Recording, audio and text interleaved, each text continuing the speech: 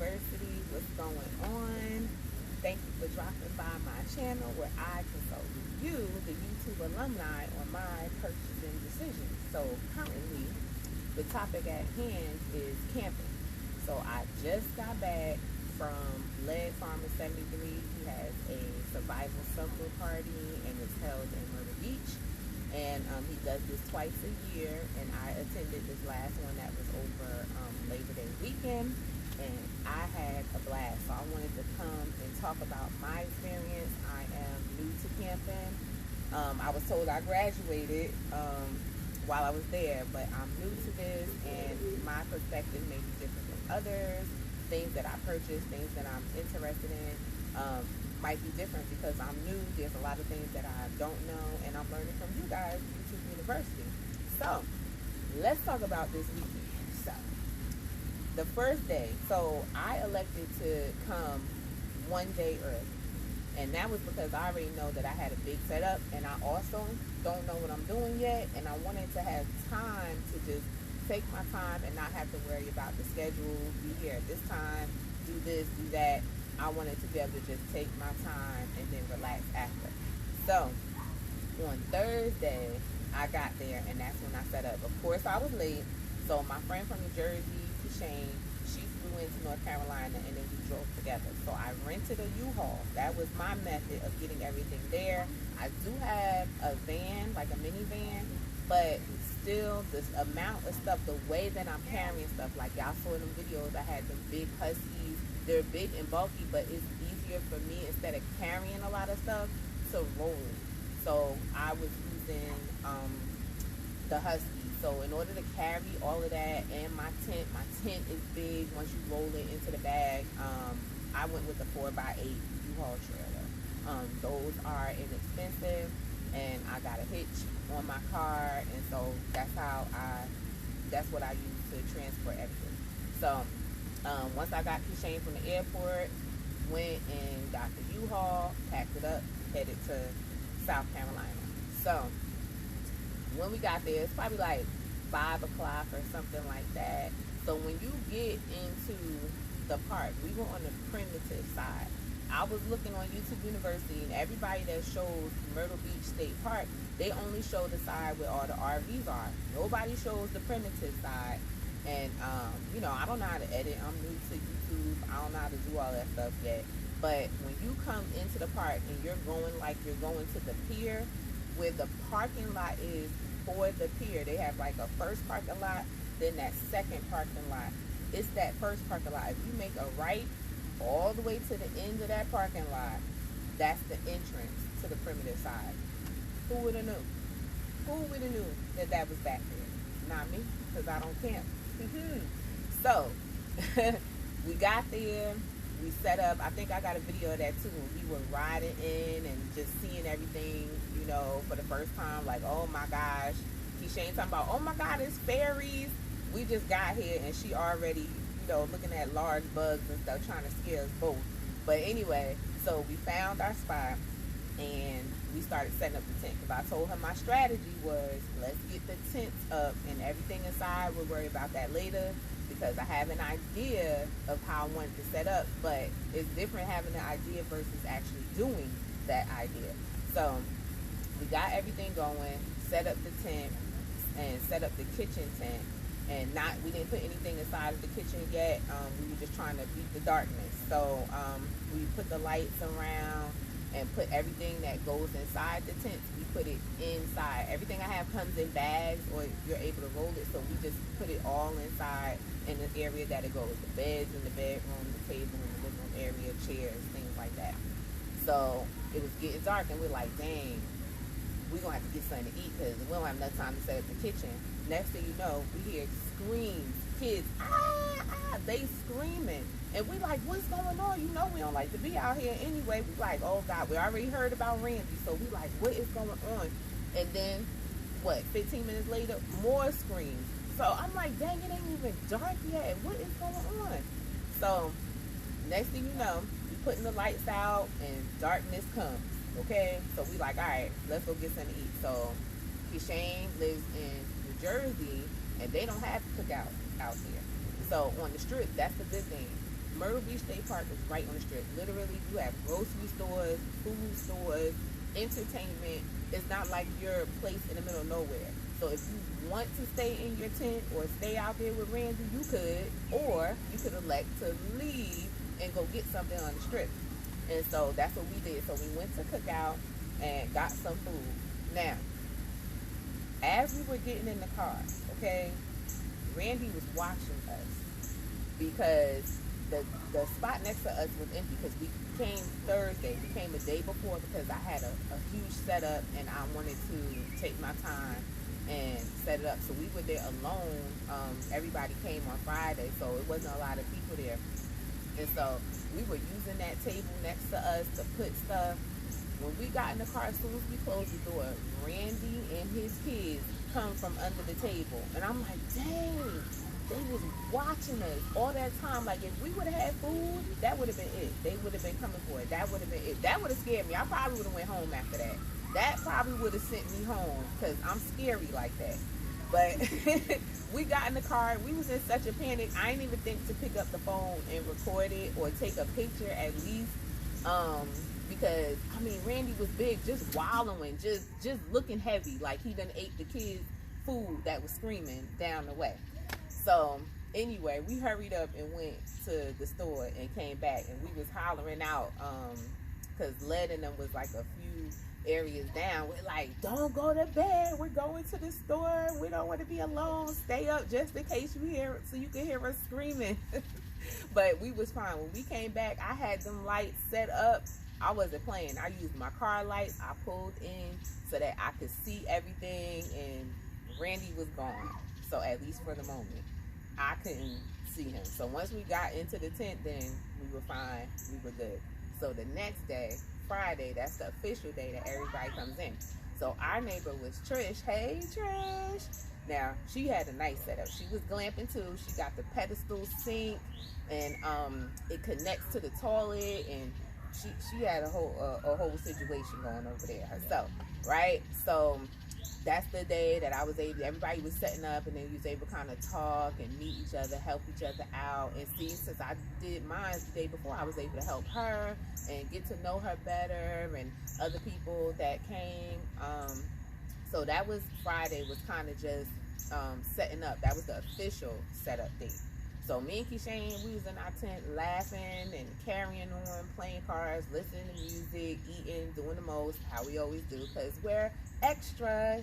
So the next day, which I think that's the day of the cookout. Yeah, I think we had the cookout that day. So the next day we had the cookout.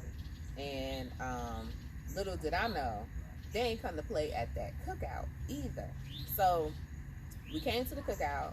Led and Princess Led was on the ones and twos cooking up the food. And so everybody was there mingling, chilling, talking, having a good time. Lo and behold, they had raffles. Did we rack up or what? I was like, this just keeps getting better and better. So not only were you there, we were talking about life skills and life lessons, talking about community, just all kinds of stuff. They bust out with the raffle. So y'all know the honey and them bees he be fighting with in them videos. Got me some of that. I also got this Energizer 300 watt. You could never have too much power. This is going in my kitchen because we were the speaker we were using. It was dying, and everything I have usually could charge something. So my fan can charge that. It can charge my phone, but it's good to have it's a separate power source for whatever you're doing in the kitchen. So that'll be on my table. And then we got the camp stove. Keishane won that, but I have to drive it to her because she's in New Jersey and she flew. And then we got the seed storage, and then also this solar light. You can never have too much light. I still say, even in my videos, y'all, shout out to the Greenhouse Lounge. Y'all showed so much love. I appreciate y'all. Y'all are a good crew. I felt so welcomed. I appreciate y'all. But you can never have too much light. I still need more light. I still feel like it wasn't enough light. Maybe because I'm from New Jersey and everything is lit up, and down south it's a little dark down south. But I need more light, especially in February. It's gonna be getting dark at like 5 o'clock. What am I gonna do? Like, I don't eat dinner at 5 o'clock. I want to still be out and about, so I need light. So you guys, experienced campers, YouTube University, what do you guys do when you camp in the winter? What lights do you use? What setup? Do you change your setup? Give me some ideas, you know, because I'm looking to be comfortable and extra at the same time, but comfortable. So whatever you guys have, you know, let me know in the comments, things that I could try or look into, because I want to make sure that I'm not sitting in the dark and, you know, Randy sitting there watching me like last time. So we did the cookout and everything, and then after that, that evening was the show me your tents. So we went around to everybody's tent. It was a small group this time. On the last videos I saw, it was a real big group. So I can imagine how much time that took. So I don't know in February, if it's a large group, if they're gonna break it up, or you just go all through the night and just do tour of the tents in the dark. But because I did see it got dark on one of the videos, and they just kept on going. So I'm cool with that. But see, you need some light. So we did the tour of the tents. Everybody had something somebody wanted. I ain't stopped at no tent where I was like, oh my gosh, all right, where you get that? Oh my God, that's a good idea.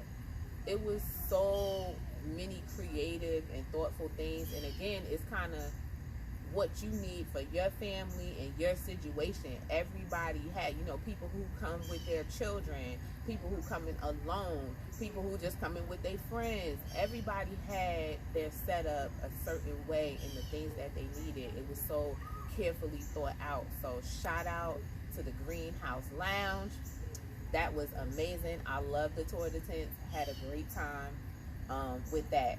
So after that, it was late, so you kind of just went back to your spot and listen to music, eat, do what you do. We did get a chance, me and Kashane went over to Led's place because we was having so much fun cackalaacking over there. You know, they was like, dang, y'all having the fun, so we just brought the fun over there to his spot.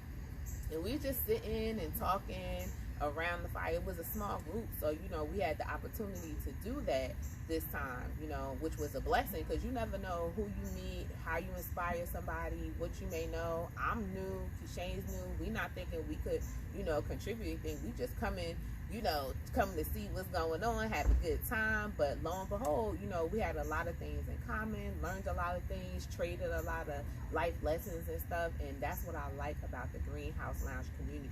It is community. Y'all go hard, and I love it. And I don't have people in my family that's into camping or want to even do something like this. So now I have a community where we think alike, we enjoy similar things, and now we can come together twice a year and have a good time. So thank you, Led, for creating that space for all of us to be in.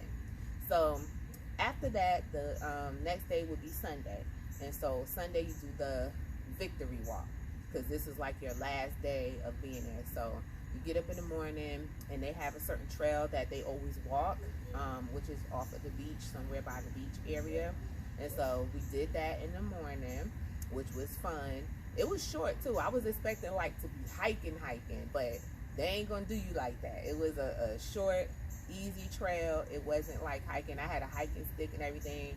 You ain't even need that. It was very light. After that, that evening, they had like sit around the bonfire type vibe. So that's when everybody got together. There was a spot that was big enough to hold everybody.